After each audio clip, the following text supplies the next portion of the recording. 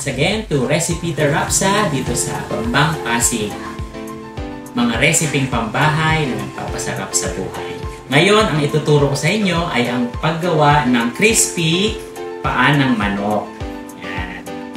So mamaya, papakita ko sa inyo ang ingredients at ang instructions.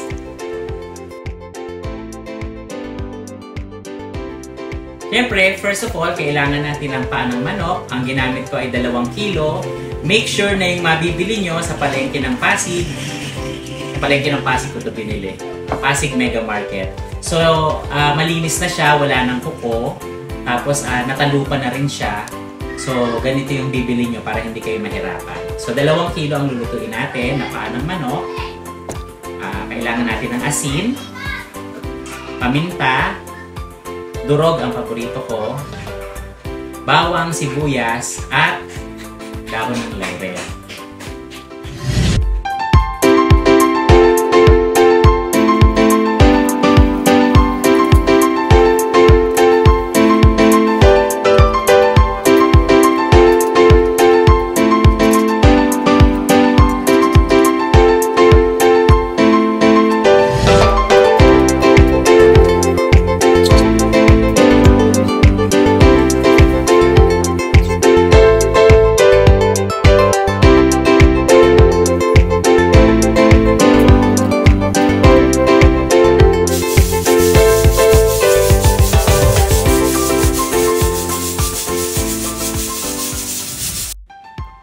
So, napakuluan na natin ng 2 oras yung paa ng manok dito sa ating pressure cooker.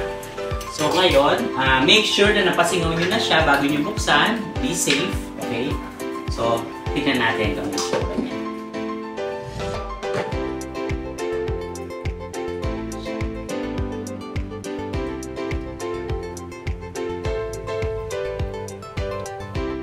Tapos, ilalagay natin siya sa ice water para medyo maging matigas siya bago natin siya i-prito.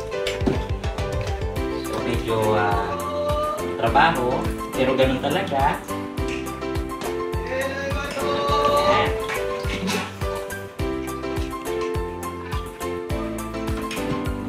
Kumbaga parang patitigasin natin siya bago natin siya i-deep fry. Bababad natin siya sa ice water.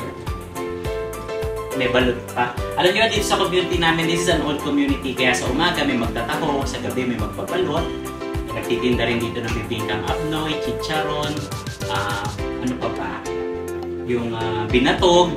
Yan. Kaya pag nandito ka sa bahay, ay talagang hindi ka magugutom. Kasi this is an old community.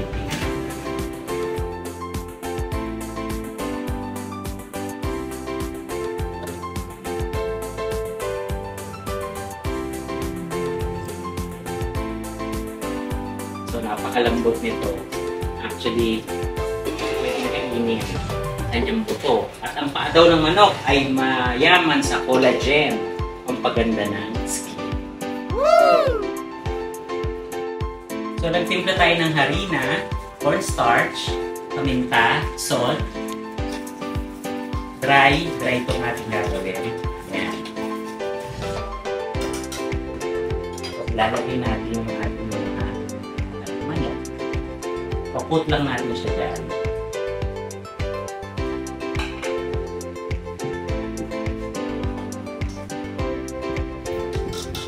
Dahan-dahanin kasi medyo talagang sobrang lambot niya.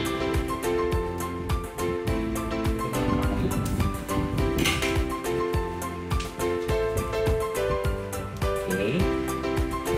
Punta na tayo sa ating prituhan. I-deep fry natin ang mga paa ng manok.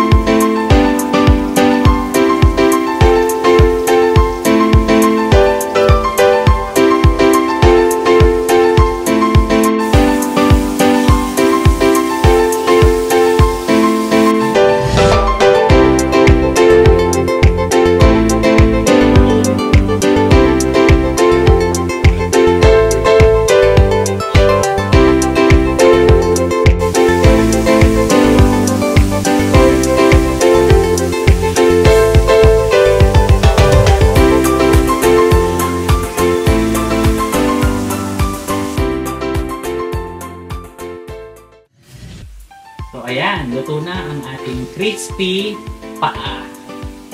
Ayan. So, titikman na natin.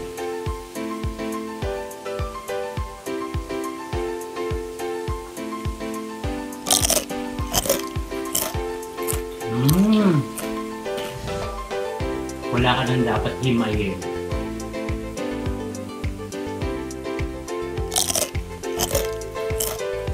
Napakasarap.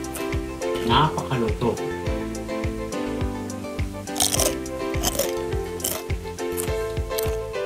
Kalambot. Ayan. So, medyo matagal lang siyang pakuluan sa ating pressure cooker. Pero, tingnan nyo naman.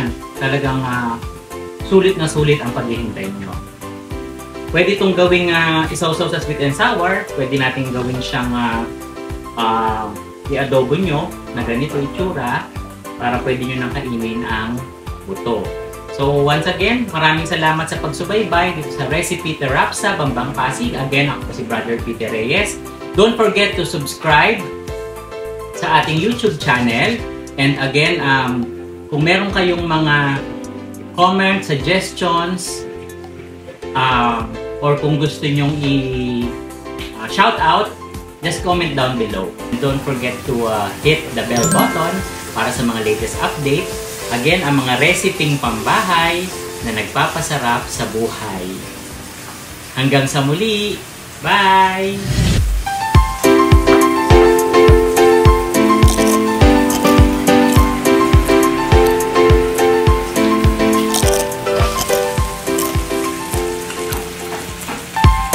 Recipe Terapsa is located at 18G Valderrama Street, Bamban,